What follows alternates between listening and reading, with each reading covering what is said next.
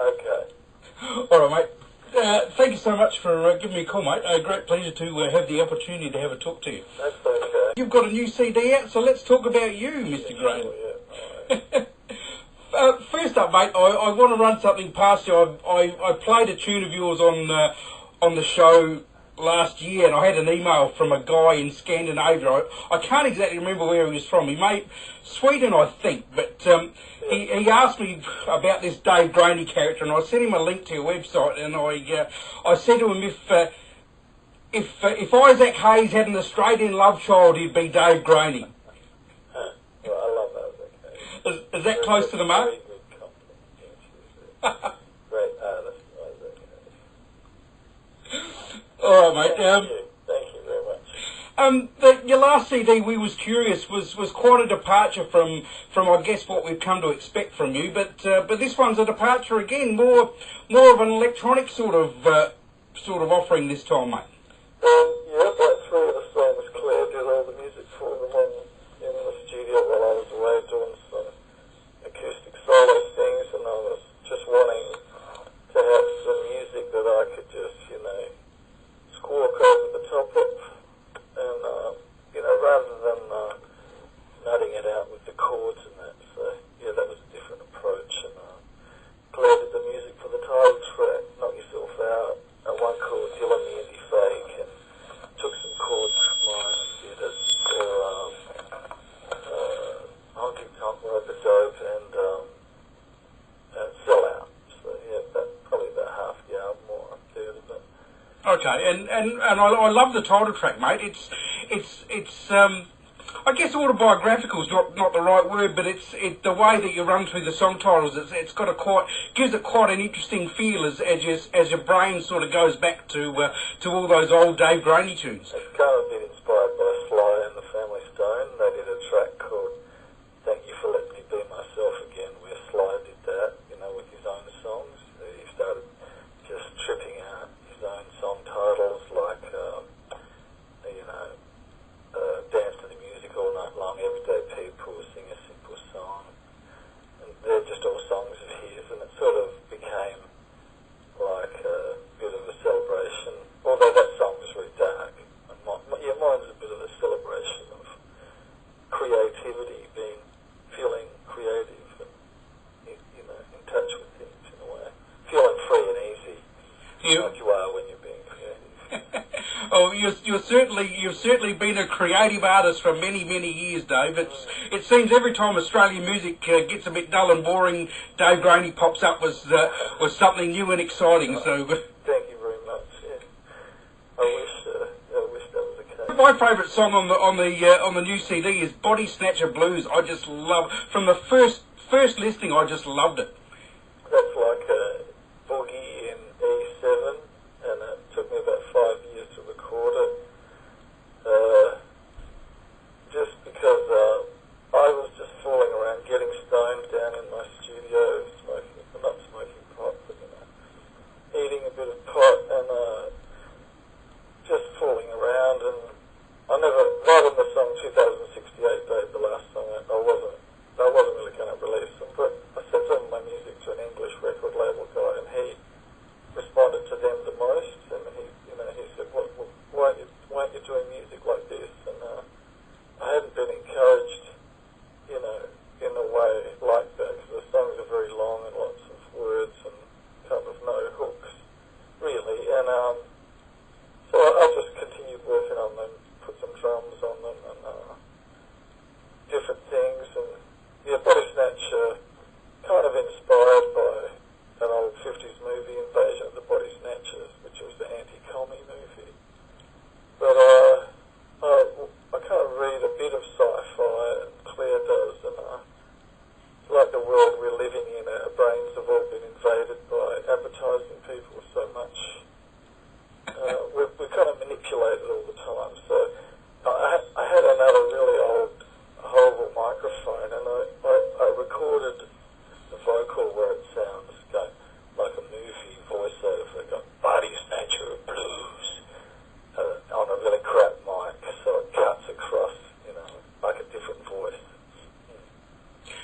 I really like the narrative style of it, and it took me back to those old sort of. Do you remember the Night Stalker TV show? I love those sorts of things. Yeah, Night Stalker, The Outer Limits, Out of the Unknown. Yeah, even Doctor Who in the early days and the recent configuring of it's been pretty good. Yeah, the Night Stalker with Darren McGavin. Yeah. And you mentioned 2068 Baby, and that's another song I really like on the CD. Yeah, that's another one-note special. And I'm cranking my fuzz guitar and octaver and wah-wah and piling everything on there. Kind of a song, I'm singing about 68, babe, like 1968, the revolutionary year. Kind of pre the Summer of Love, or near the end of it, where things were pretty hard-edged and the music was pretty hard, a lot of rioting, Paris 68, May 68 in Paris. And just goofing off on that kind of feel.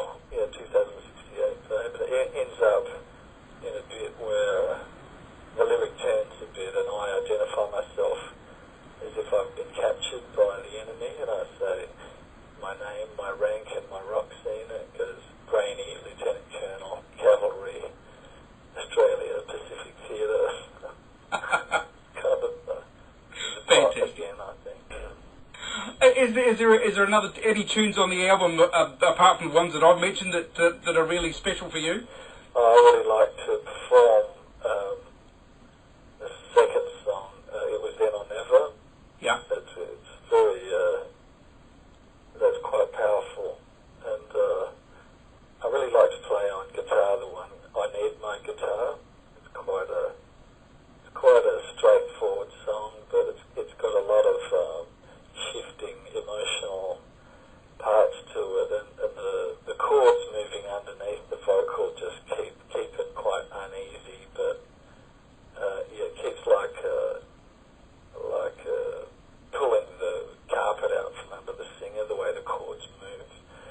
And I get to sing across it a bit, and I really like a lot of the songs on this album. And Honky Tonk Roper Dope is really good fun. It's kind of about a musician going into clubs and beating up on the audience, like just thinking the audience is not up to him, kind of thing. He's not what he deserves, so he just sort of has to string out a fight with the audience, and it's like playing rope a dope. There's a lot of performers, a lot of things in the music scene and that at the moment are really screwed up, because people always talk about what the audience wants, and the audience is kind of on top. But I think it's better when the artists are telling people what to do. Bugger the audience. I don't care what they think. Good on you. I just wanted to, on the general subject of your songwriting, mate. Something that really sort of stuck in my mind a few years back when you put out the music for Colourful Racing Identities, and a couple of country songs on there. They were kind of outtakes for the You Want to Be There album, yeah. But it really struck me then, and when I look back on your songwriting and sort of look at it again, there's a lot of Americana in your songwriting that really didn't sink in till I heard that, and I thought, well, Dave Grainey is really writing about America a lot. Yeah, well, I guess I was educated by TV like a lot of my generation. I didn't go to university or anything. I didn't have my parents weren't very rich. My dad worked as, a labourer, pretty much like painting public buildings all his life. And, so I learned everything from TV, luckily when I grew up from a TV generation when they just showed the greatest Hollywood movies all the time on TV. You don't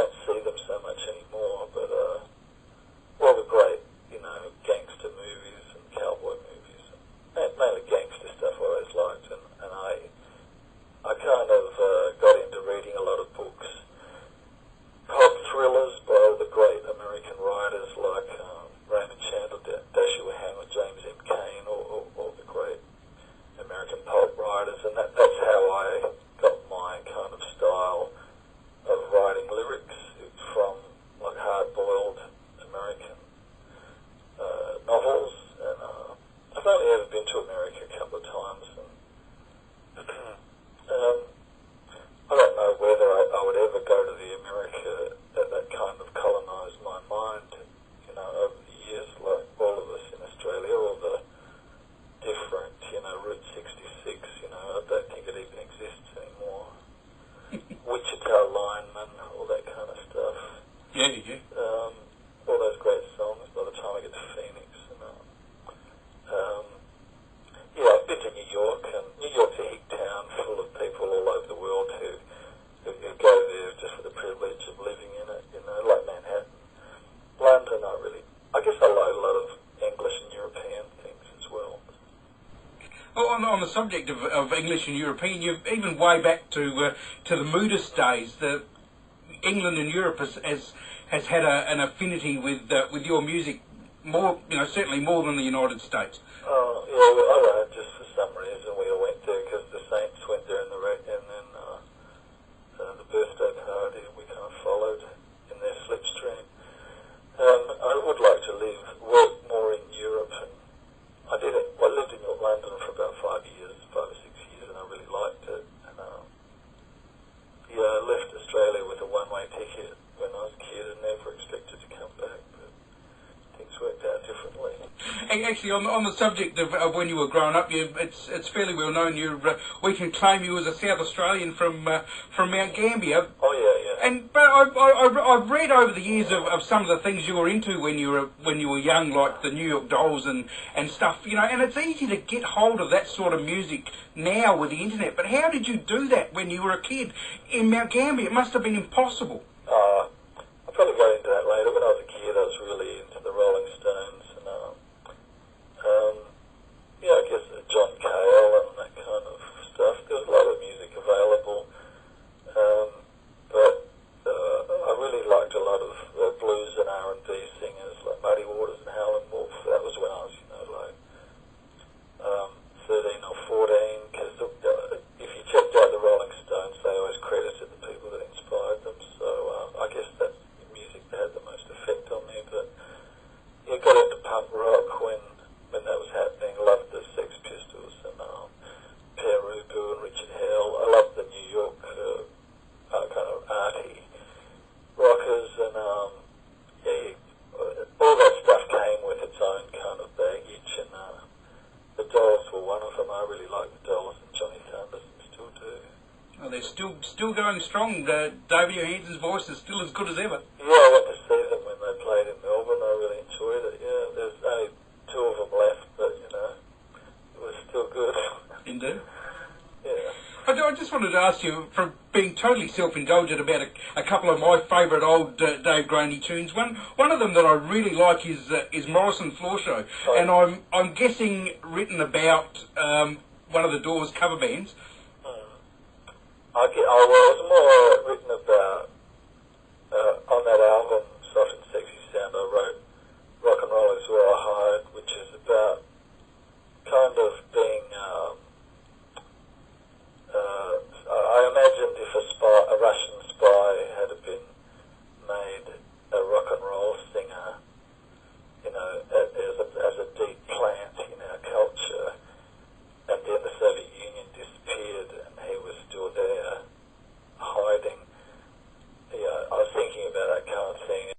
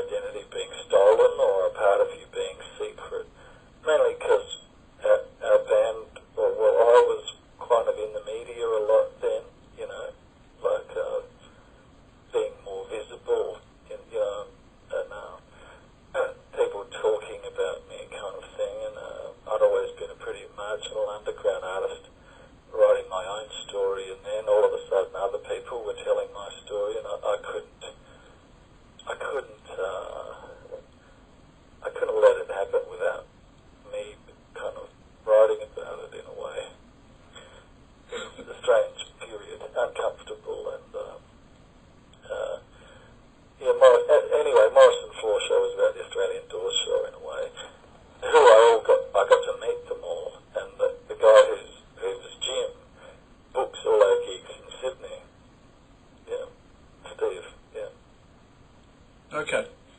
Well, the guy that ran the Doors show runs, I think he runs the Blues Festival in Byron Bay. Right. He put himself through university with the Australian Doors show and got himself a law and business degree. That's a good story. That's beautiful. just to finish up, mate. I'm really interested in you've had such a long partnership with Claire, but it's a rare thing to have such a fruitful creative partnership with your partner. It's not a common thing at all. Well, probably more people should do it then. It's easier than if one has to stay at home and the other goes out and has all the fun or has all the adventures and then has to go home and tell the other one about it. It's better if they're both out there having the adventures.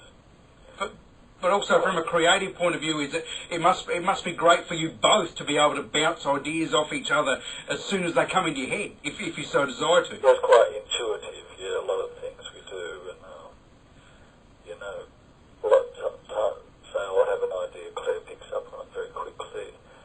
It's also good with our musicians, Lurajol at Mist, it's hard having a band sometimes, it's hard getting everybody on the same page, and we're quite open with our players, about, business things and all that, but sometimes, Claire can talk to them about things that I can't, she's Stu Thomas and Stuart Pereira and other people we have playing with us occasionally. Yeah, so it is very good, their creative thing, and Claire's also kind of does a lot of writing on the keyboard and thing as well. And she's very good in the studio, the editing and that sort of thing. And the good news for folks in this part of the world, you're heading to Adelaide soon. Yeah, we're going to play at the Wheat Sheaf on the 22nd of August. A great venue that is indeed. Yeah, it is good. Yeah, we're going to come and do a couple of sets and play a lot of music from this album and other albums. Yeah. Fantastic, great stuff indeed. And what's in the pipeline for you for the rest of the year, mate? I think we'll just be working this album as much as we can and trying to get it out to people. Yeah, quite happy to do that. Yeah. Fantastic. Well, after one listen, as I said when we were talking about some of the tunes, there was a handful of them that instantly stuck in my mind. So I hope it's a great success, Dave. Okay. Thank you, Michael. Yeah. And a great pleasure to talk to you. Thank you again for giving me some of your time. No worries, Michael. Yeah. And I look forward to catching the show in Adelaide. Okay then. All right. Before